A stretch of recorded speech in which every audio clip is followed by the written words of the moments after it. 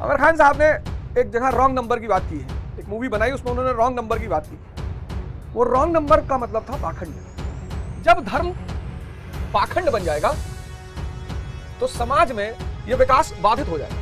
कपड़े उतार दे रहे हैं लोग रील बनाने के लिए, जिसको पहले एमएमएस कहा जाता था, आज वो लोग स्वेच्छा से कर रहे हैं, पता नहीं क्या क्या कर रहे हैं। ये सूत्र इतना प्यारा है कि आप जो बनना चाहोगे, चलो आप नहीं भगवान बनना चाहते कोई बात नहीं, आप आईएएस ही बनना चाहते हो, बना देगा ये आपको। ये तो दाएं हाथ का खेल है इसका।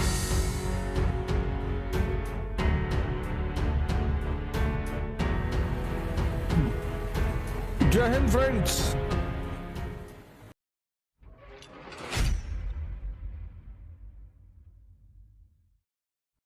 जय हिंद फ्रेंड्स। गुरु भगवान को सादर चरण स्पर्श, चरण वंदन। आज अर्जुन बोलेगा और यहीं से कहानी की शुरुआत हुई। लेकिन और एक ऐसे पाठ की शुरुआत होगी जो साधक पहले चरण में फेस करता है। अध्यात्म का जो पहला चरण है वो बहुत खतरनाक है और ये अर्जुन के इस प्रसंग से हमें दिखाई पड़ेगा। और जब आप शुरू करोगे तो आप फेस करोगे वो सारी चीजें, सब दिखाई पड़ेगा आपको। जो जो अर्जुन बोलेगा एग्जैक्टली वही सारी बातें पहले चरण में आपके सामने भी पैदा होंगी। धर्म जो है ये मनुष्य के विकास का सूत्र देता है। बहुत साइंस है ये, साइंस। आमिर खान साहब ने एक जगह रॉन्ग नंबर की बात की है, एक मूवी बनाई उसमें उन्होंने रॉन्ग नंबर की बात की। आमिर खान साहब पर चर्चा करूंगा, बहुत महान आदमी है, लेकिन उससे पहले उसमें उन्होंने रॉन्ग नंबर की बात की पीके में। वो रॉन्ग नंबर का मतलब था पाखंड। जब धर्म पाखंड बन जाएगा तो समाज में यह विकास बाधित हो जाएगा, तनाव पैदा हो जाएगा, संघर्ष शुरू हो जाएगा। यह फर्क है धर्म और संघर्ष में। अगर आप धार्मिक हैं, आपका विकास होगा निरंतर निरंतर, आप नए प्रतिमानों को स्थापित करेंगे। इतनी ताकतवर चीज है धर्म, एक विज्ञान के रूप में। मानव विकास कहां से? इंद्रियों से चेतना तक। अब पाखंड का एक मैं एग्जांपल आपको देता हूं। मंदिर किस लिए जाते हो आप? दर्शन करने के लिए। मंदिर बने ही इसीलिए थे। अब हर मंदिर में एक मूर्ति है, उस मूर्ति का एक मैसेज है, संदेश कि भैया ये भगवान कृष्ण, ये भगवान राम, ये भगवान शिव। तो आप योगी बनकर आए हो, त्यागी बनकर आए हो, योद्धा बनकर आए हो, क्या बनकर आए हो? आप किस रूप में मंदिर आए हो? भगवान शिव के रूप में आए हो, सन्यासी बनकर, या आप भगवान राम बनकर आए हो, त्यागी बनकर, या आप भगवान कृष्ण बनकर आए हो, योद्धा बनकर? क्या बनकर आप आए हो? तो जो बनकर आए हो वहां बैठो, उस पद्धति को अपनाओ, और एक दिन ऐसा आएगा जब इस घट में, इस शरीर में आपको उस प्रभु के दर्शन हुए। जैसे महाराज प्रेमानंद है, उनको हो गया। जैसे हमारे महाराज है, महाराज अलगानंद जुड़ गए परमात्मा से घट में। यह है दर्शन। लोग क्या करते हैं? मंदिर जाते हैं, मूर्ति देख के चले आते हैं। उसका इस घट में दर्शन होगा। अब वृंदावन, इतने योगी अरहत हुए, चार्ज जगह है वृंदावन। काशी चार्ज, शक्ति का पुंज है काशी। अमृतसर शक्ति का पुंज है। वैष्णो देवी शक्ति का पुंज है। शिरडी शक्ति का पुंज है, सेंटर है, ये पावर सेंटर है। यहां आप जाओगे तो इतने लोग अरहत हो चुके हैं कि उनकी एनर्जी आपको पॉजिटिविटी से भरेगी। तिरुपति बालाजी, आप इन सब जगह जाओ, एकदम जाओ, पर वो जो वाइब्रेशंस है वहां की, आप वहां दर्शन भी करो, पर आप ध्यान भी करो, बैठो वहां, तब उसका उचित फल मिलेगा। ऐसे मस्जिद बनी थी दर्शन करने के लिए, ऐसे चर्च बना था दर्शन करने के लिए, ऐसे गुरुद्वारा बना था दर्शन। ये सारी जगह बनी ही इसीलिए थी कि संसार से अलग जब आप इन जगहों पर आओगे तो संसार बाहर छोड़कर आओगे। सिर्फ चप्पल बाहर नहीं उतारोगे, मन को भी बाहर उतारोगे। अगर मन आपका, जब आप इसके अंदर जाते हो और आपके साथ जाता है, तो आप अंदर गए ही नहीं और फिर आपका विकास रुक जाएगा। फिर आप कहोगे साहब हम 20 साल से मंदिर जा रहे हैं, जीवन में कोई परिवर्तन ही नहीं हुआ। इसीलिए नहीं होगा। इन जगहों पर जब आप जाओ तो अपने मन को बाहर रखो, साधना करो, बैठो। और ये सारे धर्म, गुरु नानक जी जब अरहत हुए तो सबसे पहले शब्द जो उन्होंने बोले, जपू जी कहा जाता है उसको। और उसका जो पहला स्टैंजा है, पहला श्लोक है, अल्टीमेट है सर। एक ओंकार सतनाम कर्ता पूरक, वही करता है, निर्भव भय से परे है, निर्वैर कोई दुश्मन ही नहीं है, अकाल मूरत, आजुनी किसी योनि में आता ही नहीं, सहभंग गुरु प्रसाद, गुरु के प्रसाद से ही मिलेगा। अल्टीमेट लाइन है ये, किसी सदगुरु के प्रकाश प्रसाद से, कोई गुरु जो आपको इस रास्ते पर ले चलेगा। जैसे कृष्ण अर्जुन को ले चले, क्योंकि वो पहला पार्ट बहुत खतरनाक है, वो पहला चरण इतना खतरनाक है, इतना, जब आप ध्यान करने बैठोगे, समुद्र मंथन जब शुरू होगा, तो ध्यान की शुरुआत मतलब समुद्र मंथन, तो जब समुद्र मंथन शुरू होगा तो समुद्र मंथन में सबसे पहले क्या निकलेगा? विष निकलेगा। आप काम को शांत करने के लिए ध्यान कर रहे हो, पता लगा काम बढ़ गया। किसी भी स्त्री को पकड़ लेने की इच्छा पैदा हो गई, आप लोभ को कंट्रोल करने के लिए कर रहे हो, पता लगा लोभ बढ़ गया। आप क्रोध को संभालने के लिए ध्यान शुरू किया हो कि भैया मुझे बहुत क्रोध है, आप और क्रोधी हो गए। आप मोह से बचना चाहते हो, आपके मोह में और विकास हो गया। यही तो है पहला चरण। सब घबरा जाते हैं, सब, अरे भैया। तो इस चरण में, यह चरण गुरु के बिना संभव ही नहीं है, ही नहीं।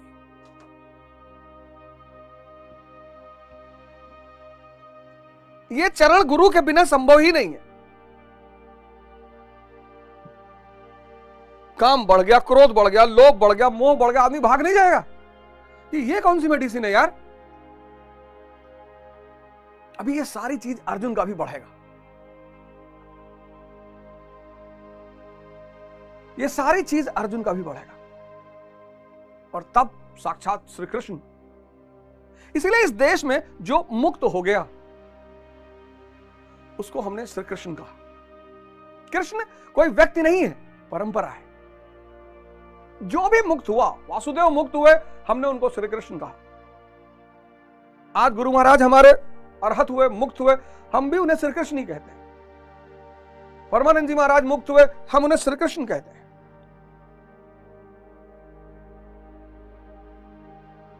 यह इस देश की संस्कृति है।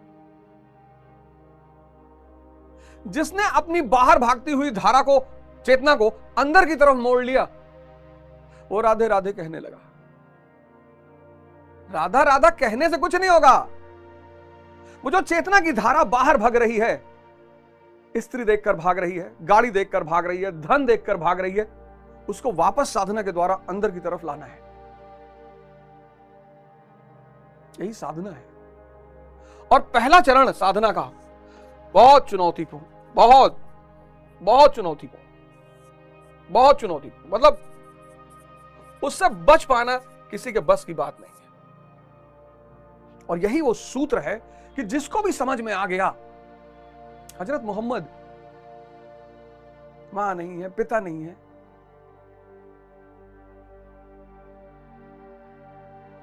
कितना चुनौतीपूर्ण जीवन है हजरत मोहम्मद का, कितना चुनौतीपूर्ण जीवन है। और उन्हें यह सूत्र पता चल गया। हीरा की पहाड़ियों में साधना की उन्होंने,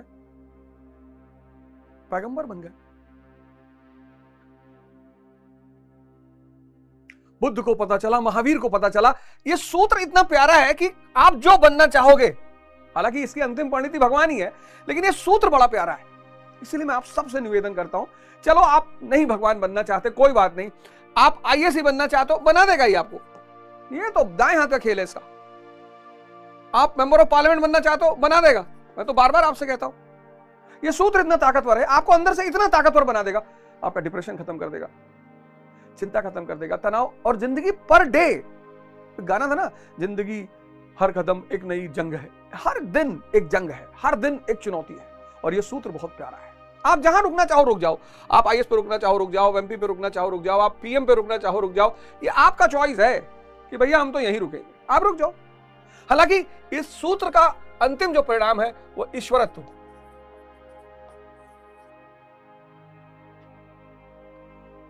व्यक्ति को स्वयं ईश्वर बना देता है, इतना ऐश्वर्य, माया सेविका बन जाती है। ये जो माया गुलामी करवाती है ना, माया, ये माया लक्ष्मी, कैपिटलिज्म की मां है। ये कितना बढ़िया काम किया हिंदुओं ने। लक्ष्मी यानी लक्ष्मी देवी, माता लक्ष्मी, क्षीर सागर में शेष सैया पे लेटर विष्णु, और मां लक्ष्मी उनका पैर दबा रही है। जो मोह काम क्रोध से ऊपर चला गया, माया उसकी सेवा करने लगती है। आज देखो माया का खेल, कपड़े उतार दे रहे हैं लोग रील बनाने के लिए। जिसको पहले एमएमएस कहा जाता था, आज वो लोग स्वेच्छा से कर रहे हैं, पता नहीं क्या क्या कर रहे हैं। माया का खेल है, पागल करके रख दिया माया ने आज। अब इस माया से बचना है तो गुरु के शरण में तो जाना ही पड़ेगा, और कोई रास्ता ही नहीं है। इस देश में दो आदमी को परमेश्वर कहा गया, गुरु को, एक पति को। अब पति को परमेश्वर क्यों कहा गया, ये मैं किसी और शिवरात्रि के दिन इसकी चर्चा करूंगा। शिवरात्रि का जो मेरा एपिसोड आएगा, मैं उसमें इस बात की चर्चा करूंगा कि पति को परमेश्वर क्यों कहा गया। लेकिन फिर पति भगवान शंकर जैसा होना चाहिए। आज शादी का मतलब पुरुष को लगता है कि एक औरत ले आए, उससे बच्चा पैदा कर लेंगे, वो हमारे इशारों पे चले, ऐसा नहीं होगा। शक्ति कमजोर व्यक्ति के साथ रह ही नहीं सकती, और स्त्री का मतलब शक्ति। इसलिए मैं बार बार ये बात कहता हूं कि स्त्रियां खराब कभी नहीं हो सकती, हो ही नहीं सकती। अगर एक बहुत शक्तिशाली पुरुष वैश्या को मिल जाए तो वो उसे प्रेम करने लगे। आप कभी मौका लगे तो आप चित्रलेखा पढ़ना, कभी आपको मौका लगे आप चित्रलेखा पढ़ना, भगवती, आपको स्त्री समझ में आएगी। साहित्य से अच्छा दोस्त तो मनुष्य का हो ही नहीं सकता। तो आप, और आज के युग में तो गुरु अनिवार्य है, वरना यह सभ्यता विलीन हो जाएगी। ये माया सब खत्म कर देगी, सब पागल कर देगी ना आदमी को। भाई किसी का एक्सीडेंट हो गया, आप उसे उठाने को जाए, उसका वीडियो बना रहे हो। आप सोचो आदमी की मानसिक स्थिति क्या है। उसको यह है कि इतना सेंसिटिव सीन है कि इसको मैं बेच लूंगा, ये मर जाए मुझे क्या फर्क पड़ता है। यह स्थिति आ गई है, और यह बहुत विनाशकारी स्थिति है। कोई नहीं बचेगा, पूरी सभ्यता, सब कुछ विलीन हो जाएगा। माया सब पर्दे कर डालेगी। अब अर्जुन जब साधना की शुरुआत करने जा रहा है, तो अर्जुन विचलित हो रहा है, अर्जुन शोक करने लगा। यहीं पर पिछली लाइन मैंने खत्म की थी कि अर्जुन शोक करने लगा। अब ऐसा क्यों होता है कि जो भी व्यक्ति इस रास्ते पर चलता है, उसका पहला चरण बहुत खतरनाक होता है। ऐसा क्यों होता है, क्या वजह है? आज मैं आपको उसकी वजह बताता हूं। अब ये जो इंद्रियों का संसार है, किसका संसार? इंद्रियों का, सेंसेस, मन और इंद्रियों का जो संसार है, और अध्यात्म का जो संसार है, इन दोनों में एक बड़ी जबरदस्त अंतर है। क्या अंतर है? यहां सुरक्षा है, मां बाप, भाई बहन, रिश्तेदार, सुरक्षा है। यहां असुरक्षा है, कोई है ही नहीं। गुरु कहता है तुम्हारा दुनिया में कोई नहीं है। अब ये सुनकर ही जी कांप जाता है कि अरे हम अकेले। पहला अंतर। दूसरा, ये दृश्य है, यहां जो कुछ भी है सामने है। स्त्री सामने है, पैसा सामने है, घर सामने है, गाड़ी सामने, यहां सब कुछ सामने घटित हो रहा है, दिखाई पड़ रहा है।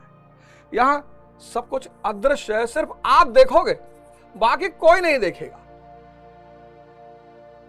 तो पहली बात तो सुरक्षा है इस दुनिया में।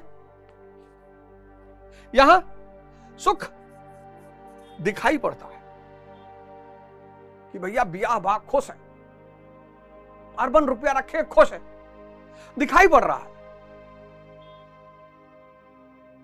5 करोड़ की गाड़ी बैठ रहे हैं, आप देख रहे हो, खूबसूरत पत्नी है, आप देख रहे हो। यहां जो उपलब्धि है जिसको आनंद कहते हैं, सच्चिदानंद, ये दिखाई नहीं पड़ती। ये जिसको मिल रही है बस उसी को दिखाई पड़ रही है।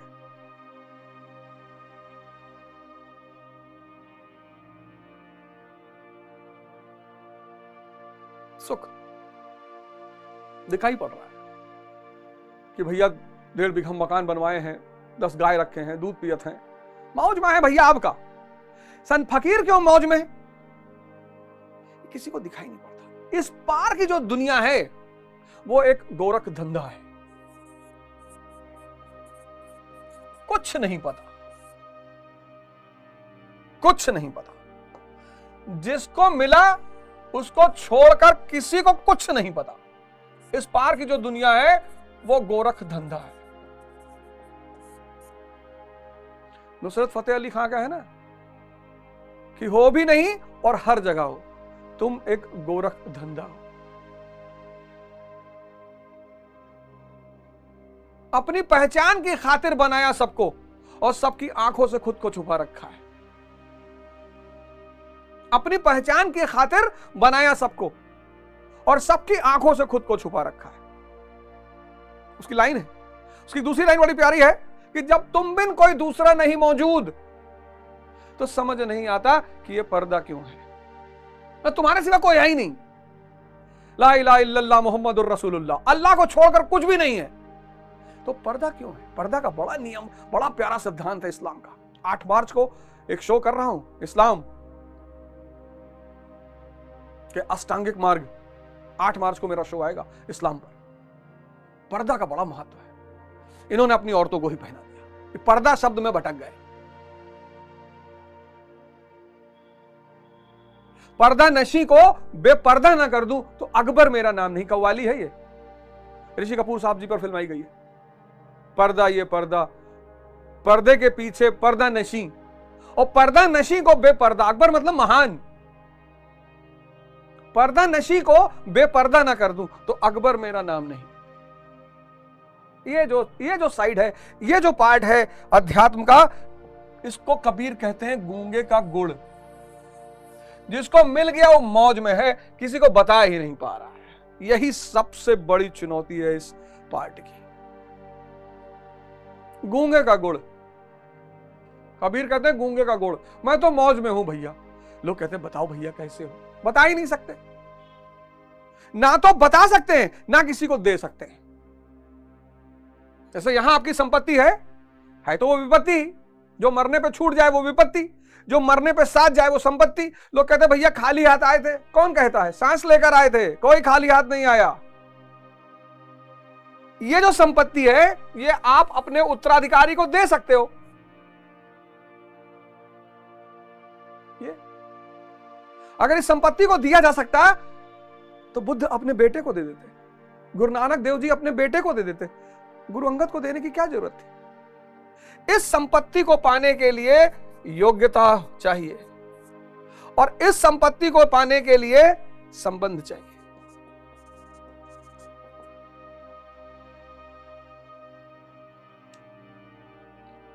ये अब इधर आर्मी पहने हुए है, रोलेक्स की घड़ी, लुई विट्टन का जूता 2 लाख रुपए का, बर्बरी की शर्ट पहना, सब दिखाई पड़ रहा है कि भैया अमीर है तो है। इधर खड़ाऊ पहने, धोती पहने, और महावीर तो सारी लिमिट क्रॉस कर दिए। भगवान महावीर तो नंगे और कह रहे चक्रवर्ती सम्राट, पूरे ब्रह्मांड पर इनका कब्जा है। आदमी झन्ना आ जाता कि अरे यार ये सुख क्षणिक हैं लेकिन तुरंत मिलते भी हैं। स्त्री पे हाथ रखा आनंद आया, पुरुष पे हाथ रखा आनंद आया। ये 10-10 साल लोग ध्यान कर रहे हैं, भैया कुछ हो ही नहीं रहा अंदर। यहां टाइम इज मनी, यहां टाइम इज गॉड। यहां का आदर्श कौन है? Elon Musk. इस फील्ड का आदर्श कौन है? Ambani, Adani, Elon Musk, Bill Gates, Steve Jobs. इस फील्ड का आदर्श कौन है? शबरी। जिसको सब्र आ गया वो सबरी हो गया। इस फील्ड की आवश्यकता क्या है? उत्तेजना। इस फील्ड की सब्र, धैर्य।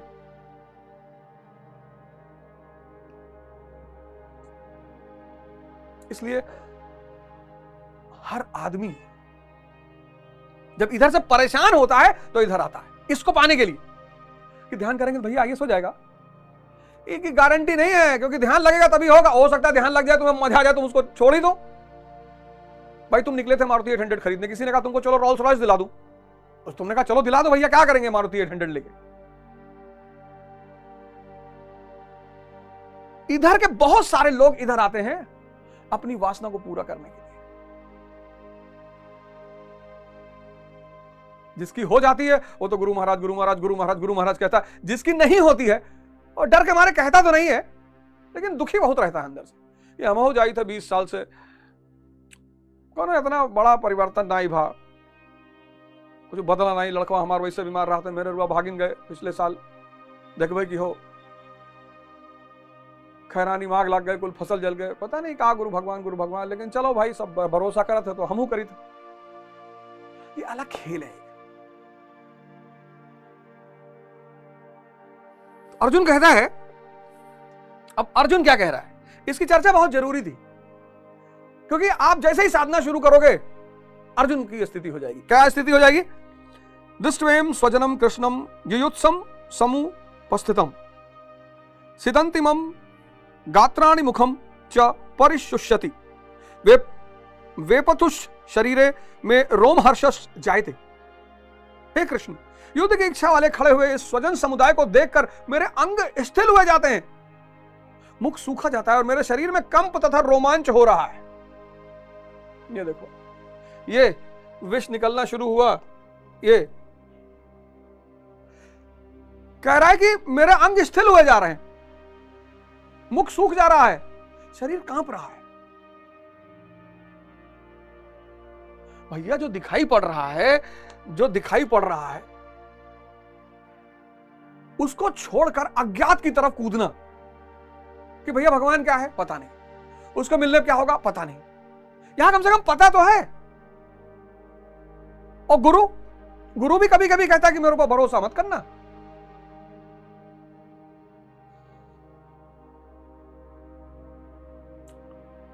गुरु कभी कभी कहता है कि मेरे ऊपर भरोसा मत करना, पता नहीं होगा कि नहीं। कभी कभी तो जन्म लग जाते हैं। एक बूढ़ा सन्यासी और एक जवान सन्यासी दोनों एक पेड़ के नीचे बैठ के साधना कर रहे थे। भगवान शंकर ने नारद जी को भेजा कि जाओ देखो, दोनों को मौका लगे, अगर सही कंडीशन हो दोनों को मुक्त कर दो, जाओ परीक्षा लो इनकी। नारद जी आए नीचे, तो उस जवान सन्यासी से पूछा, कहा क्या चाहते हो? कहा साहब मुक्ति चाहते हैं। बोले इस पेड़ में जितनी पत्ती है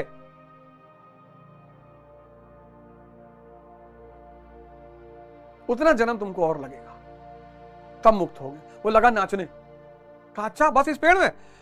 नारद जी सही बताइए, इस पेड़ में है कि और कोई पेड़ है? बोले नहीं बस इस पेड़ में। वो लगा नाचने कि चलो ये तो कंफर्म हो गया कि इस पेड़ में जितनी पत्ती उतने जन्म के बाद में मुक्त हो जाऊंगा। फिर उस बुजुर्ग के पास गया,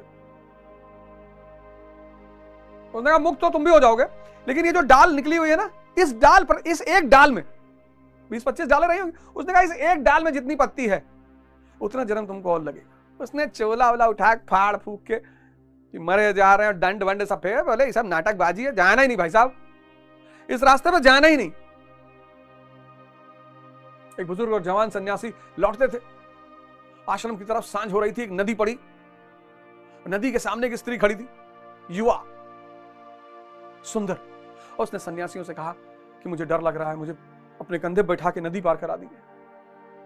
बुजुर्ग सन्यासी ने सोचा स्त्री को छूना तो पाप है, ये तो पतन की तरफ ले जाएगी। अरे ये क्या विचार आ गया? वो तुरंत पानी में उतर गया, क्रॉस करने लगा।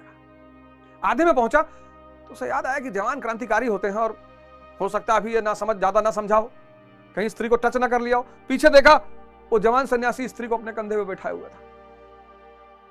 नदी के किनारे उसने उतारा स्त्री को, फिर दोनों आश्रम की तरफ चले। बाबा जी जब आश्रम के गेट पर पहुंचे तो ने जवान सन्यासी से कहा कि आज बुद्ध से शिकायत करूंगा और तुझे आश्रम से निकलवा दूंगा। छूना तो छूना, तूने स्त्री को अपने कंधे में बिठाया। उसने कहा महाराज मैं तो वही नदी के किनारे उतार आया, आप तो अभी भी मन में बैठाए हुए हो। इस मन को समझना, कितनी क्रियाएं हैं जो आप चाहते हैं दिल से कि छूट जाए भगवान, लेकिन नहीं छूट रही है, नहीं छूट रही है। क्योंकि मन की दो सबसे स्ट्रांग आदत, चार मैंने पिछली बार बताई, दो बड़ी जबरदस्त है, एक अज्ञानता और एक आदत। ये मन के दो सबसे खतरनाक फीचर है। किसी भी काम को 21 दिन कर लो, आदत बन गई।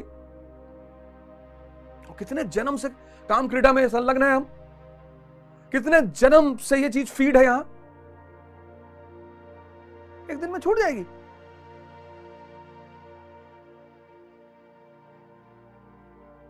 एक दिन में छूट जाएगी। आदत, आदतों को बदलने का नाम साधना है। बहुत दर्द होता है। सुबह 3 बजे उठना, अरे बाप रे, शुरुआती दौर में तो लगता है कि भैया भाड़ में जाए, योग पोग ये सब ध्यान, अरे भैया खत्म करो, ये 3 बजे कौन, और वो भी ठंडक में, वो भी ठंडक में 3 बजे, फिर नहा धो के साधना, भाड़ में जाए यार।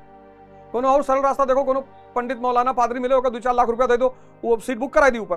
क्रिश्चियनिटी में था लेटर्स ऑफ इंटेलिजेंस, क्रिश्चियनिटी में लेटर्स ऑफ इंटेलिजेंस। ये जो यूरोप के सामंत थे, ये ईसाई पादरियों को पैसा देते थे स्वर्ग में सीट बुक कराने के लिए। तो पादरी लेटर लिखता था, फिर जब वो व्यक्ति मरता था तो उसके कब्र में रखा जाता था। मौलाना भी बताता है कि स्वर्ग कैसे मिलेगा,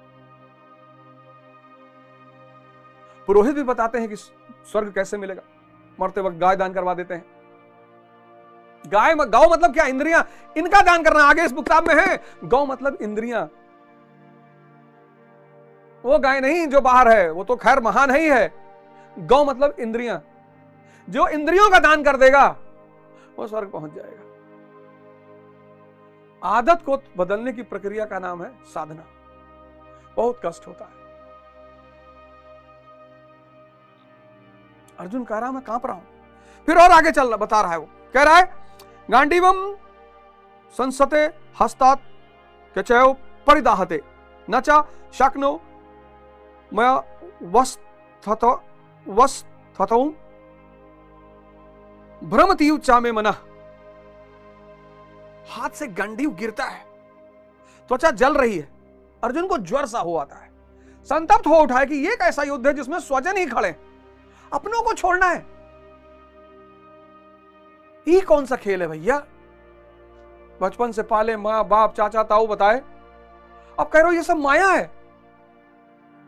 अर्जुन को भ्रम हो गया। वो कहता है कि अब मैं खड़ा रह पाने में भी अपने को असमर्थ पा रहा हूं, अब आगे देखने का सामर्थ्य नहीं है, कांप रहा है, बुखार चढ़ गया, बैठ रहा है कि ना भैया हम सब, गौर करो ये हमारी स्थितियां नहीं है। हम सब आते हैं गुरु महाराज, लोग कहते हैं इस देश के संत बेईमान है। कोई बेईमान बेईमान नहीं है। आप संतों के पास जाते हो ज्ञान के लिए, जितने लोग धन के लिए जा रहे हैं, इसके लिए माया के लिए, वो गलत जा रहे हैं। हाँ, संत दया में करुणा में आगे कुछ ना कुछ आपको दे दे, वो एक अलग बात है। कर्म विकर्म अकर्म उस पर भी चर्चा करूंगा, एक बार मैं बता चुका हूं। आप संत दे कुछ भी सकता है, आप इतना तो पूरा ब्रह्मांड उसके कब्जे में है, पूरा यूनिवर्स। आप मांगते ही बहुत छोटा हो। ऐसा नहीं कि वो नहीं दे सकता, दे देगा। आप कहोगे साहब हमारे लड़का नहीं है, दे देगा। धन नहीं है, जाओ धनी हो जाओ, जाओ कमा लो। करुणा में कि बच्चे हैं खिलौना मांग रहे हैं, दे दो यार, कभी तो बड़े होंगे।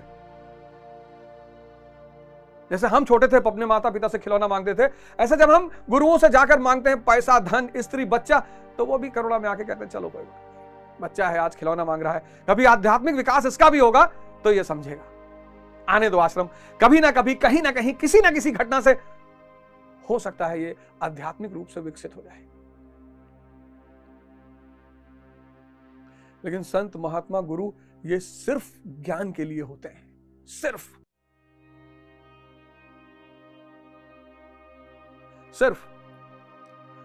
तो अर्जुन कांप रहा है, बीमार हो गया है, ज्वर हो गया है, बैठ गया, अब तो आगे मैं देख ही नहीं सकता। निमित्तानि च पश्यामि विपरीतानि केशव न च श्रेयो अनु पश्यामि हत्वा स्वजने महावे। हे केशव, इस युद्ध का लक्षण भी विपरीत देखता हूं। युद्ध में अपने कुल को मारकर परम कल्याण भी नहीं देखता हूं। कुल को मारने से कल्याण कैसे होगा? क्या बात है, अपने परिवार, अपना कुल, इसको छोड़ दे। उस पार कुछ दिखाई ही नहीं पड़ रहा है। भाई कोई एसएचओ है, उसने यूपीएससी दिया, सिविल सेवा दिया, आईपीएस हो गया। अब वो एसएचओ का पद छोड़ रहा है, समझ में आ रहा है कि आगे बड़ा मिल गया। कोई न्यायालय में पेशकार है, उसने जुडिशरी का एग्जाम दिया, जज हो गया, उसने पेशकार पद को छोड़ दिया, समझ में आ रहा है। कोई राज्यसभा का सदस्य लोकसभा का चुनाव जीत गया, राज्यसभा छोड़ रहा है, समझ में आ रहा है। आप एक चीज छोड़ रहे हो, दूसरी दिखाई पड़ रही है, तो समझ में आ रहा है। दूसरा दिखाई ही नहीं पड़ रहा, पता ही नहीं। छिपते नहीं हो, सामने आते नहीं हो तुम, जलवा दिखा के जलवा दिखाते नहीं हो तुम। हैरान हूं मेरे दिल में समाये हो किस तरह, हालांकि दो जहां में समाते नहीं हो तुम। इन दो आंखों से, यही पुरोहितों की ताकत है, क्योंकि वो इन दो आंखों से दिखाई नहीं पड़ता, यही उनकी ताकत है। और हम बाहर देखने के आदी। शाह मस्तान बाबा बलूचिस्तानी का डेरा है सिरसा में, वहां मैं गया, रहा मैं वहां पे। वीरेंद्र भाई मिले, लहरी बाबा भाई मिले, और वकील साहब आदरणीय गुरु जी हैं वहां मैं गया। बड़ी शानदार जगह, बहुत शानदार अद्भुत जगह, सिरसा में डेरा सच्चा सौदा। वहां मैं गया, वहां 2 टाइम ध्यान होता है, 10 से 3 सुबह और 10 से 3 रात में, 5-5 घंटे सिर्फ ध्यान, और इतनी अच्छी सुविधाएं हैं वहां। जिन मित्रों को, भाइयों को ध्यान करने सिर्फ जाना है, ध्यान की शिक्षा लेने जाना है कि ध्यान होता क्या है, जो तैयारी कर रहे हैं और बहुत परेशान हो, दिशा नहीं मिले, वो वहां भी जा सकते हैं। वहां आपको वीरेंद्र भाई मिलेंगे और लहरी भाई, 2 लोग आपको मिलेंगे। आप जाइएगा और मेरा रेफरेंस दीजिएगा, थोड़ा मोड़ा जान पहचान है, लेकिन उन्होंने कहा कि कोई भी ध्यान करने के लिए आ रहा है, उसका यहां स्वागत है। एक दिन था मैं, एक दिन 10 से 3 के ध्यान के रात में मैं था, 5 घंटे ध्यान सुबह, 5 घंटे रात में, और बच्चा, बुजुर्ग, औरत सब बैठे हुए। जाओ, कम से कम 10 दिन बैठने की आदत डालो। मैंने कहा ना, भारत में बहुत सेंटर हैं, बहुत जगह अमृत बट रहा है, भगवान बट रहा है। आप जागो तो। पूर्वांचल में 10 बीघा खेत है, अमेरिका में 10 अरब डॉलर की संपत्ति कमा ली, पूर्वांचल छोड़ दिया, समझ में आता है। इस तरफ तो कुछ, कौन देगा सुरक्षा? अकेले कौन है मेरे साथ? कोई नहीं। क्या है दिख रहा? कुछ नहीं।